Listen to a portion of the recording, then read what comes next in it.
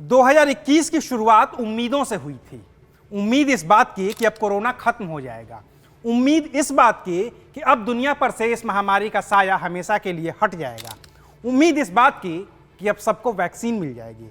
लेकिन अब जो आंकड़े सामने आ रहे हैं वो और भी डरावने हैं।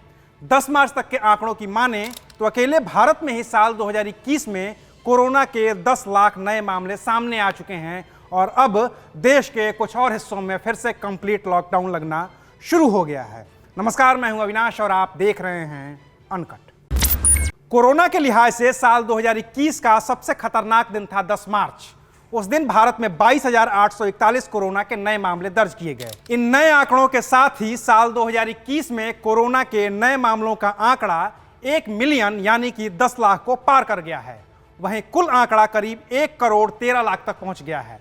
लगातार बढ़ते हुए इन मामलों में सबसे ज्यादा हिस्सा अकेले महाराष्ट्र का है। महाराष्ट्र में ही 13,659 मामले सामने आए थे। इसके बाद ही महाराष्ट्र सरकार ने प्रदेश के कुछ हिस्सों में फिर से कंप्लीट लॉकडाउन लगाने का फैसला कर लिया और अब महाराष्ट्र के शहर नागपुर में 15 मार्च से 21 मार्च तक का कंप्लीट लॉकडाउन लगा दिया गया है। यहां एक दिन में कोरोना के कुल 1800 मामले सामने आए हैं।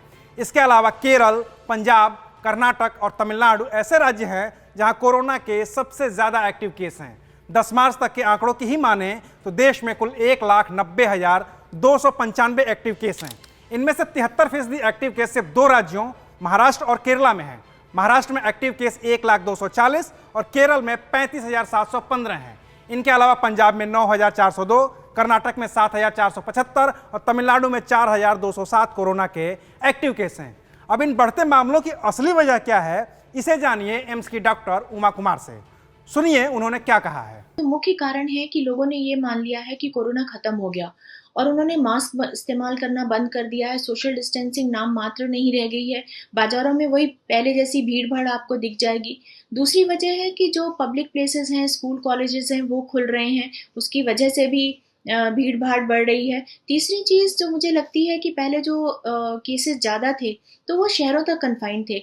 जो विलेज पॉपुलेशन थी वो अनअफेक्टेड थी, एक्सपोज नहीं हुई थी इन्फेक्शन को। तो आज जब इकोनॉमी खुल रही है तो वो भी शहरों की तरफ जा रहे हैं, जिसकी वजह से वो इन्फेक्शन से एक्सपोज हो रहे हैं और उनमें इन्फेक्शन हो रहा है। ये भी नंबर बढ़ा रहे हैं। इसके अलावा नीति आयोग और हेल्थ मिनिस्ट्री के अधिकारियों ने भी 11 मार्च को प्रेस कॉन्फ्रेंस कर देश में कोरोना की स्थिति की जानकारी दी है। राज्य सरकारों पर भी गंभीर आरोप लगाए हैं। कहा है कि कम टेस्टिंग, ट्रैकिंग, लापरवाही भरे व्यवहार और लोगों के बड़े जमावड़े की वजह से कोरोना ने फिर से पांव पसारे हैं और ये हकीकत भी है।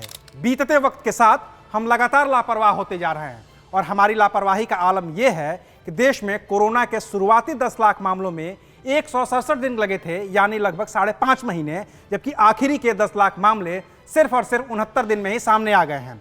बावजूद इसके हम भी लापरवाह होते जा रहे हैं और सरकारें तो कोरोना पर जीत हासिल करने के नाम पर मुशायरा लूट ही रही हैं, वो चाहे केंद्र हो चाहे राज्य सरकारें। इसलिए ध्यान रखिए, अपना भी और अपनों का भी। कोरोना पहले भी था, अब भी है और अगर हम ऐसे ही लापरवाही करते रहे तो वो आगे भी बना रहेगा। शुक्रिया, आप देख रहे थे अनकट।